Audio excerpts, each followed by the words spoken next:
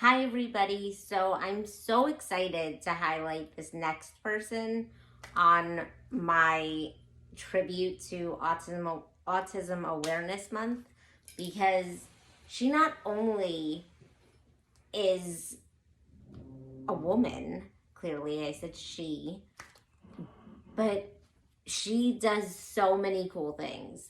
She is the technology project lead for National Bank, and she's also the president of the American Autism Association for the Ventura chapter in California. I mean, just that alone is so cool because women, as many of you know, don't really ever get to shine like that and show how capable they are at the top of their, you know, prospected careers. I mean, that just goes to show that women are so capable of so many amazing things. And I'm just in awe of her. I think that that's such a great example for not just the next generation coming up, but for all women who might think, oh, what's the use? I'm not going to get anywhere in life. Clearly, you can. I mean, this woman is doing two really amazing things, and that's not all. She's a blogger, she is a mother, and she's a wife. So clearly, women can have it all. You can have love, you can have family, and you can have not one, not two, but three careers and be amazing at all of it. I mean, I read some of her writing, and one thing that really tugged at my heartstrings personally was when she described a scene in about, I think it was in the year 2021, where she was, she had contracted, thank you, I couldn't think of the word. She had contracted COVID and she was in the hospital, and she told her husband not to let the doctor know that she had autism. And later on, she was in so much turmoil with this decision that she had made because it had coincided with the anniversary of the Americans with Disabilities Act, which, for all of you that don't know, is July 26th.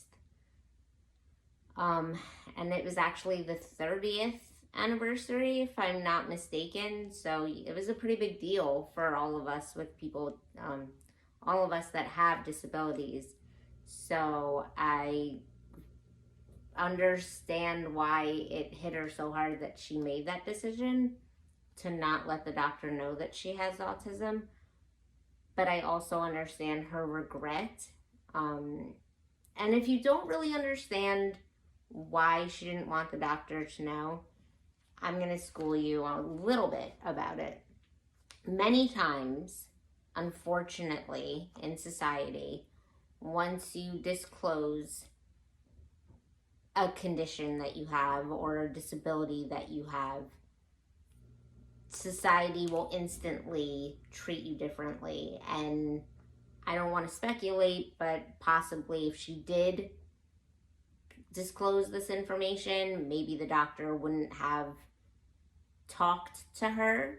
Maybe the doctor would have talked to the husband. That's a very common thing when physicians are faced with a patient that has a disability of any kind.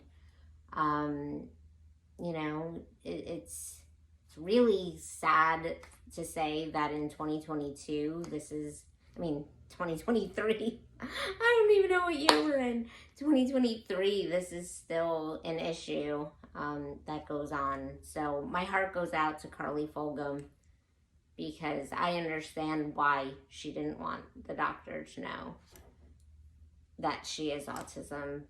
But I also do understand her regret because many of us living with disabilities once we get older and we become advocates and we become, you know, more involved in bettering the lives of people with disabilities, we develop what's called disability pride.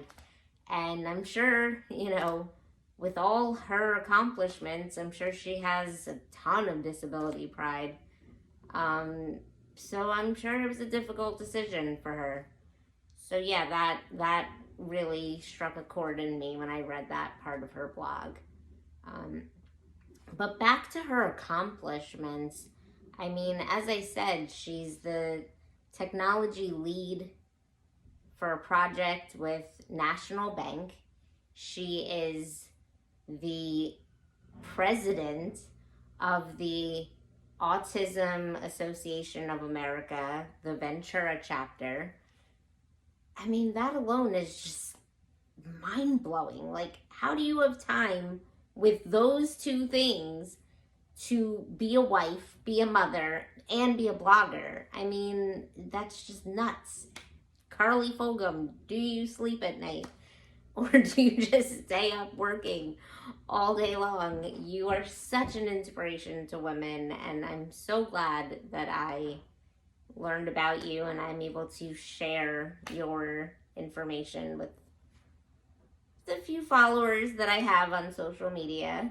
So thanks, guys. All right, I'm going to end it here because I've been rambling, but have a good night. Love you. Bye.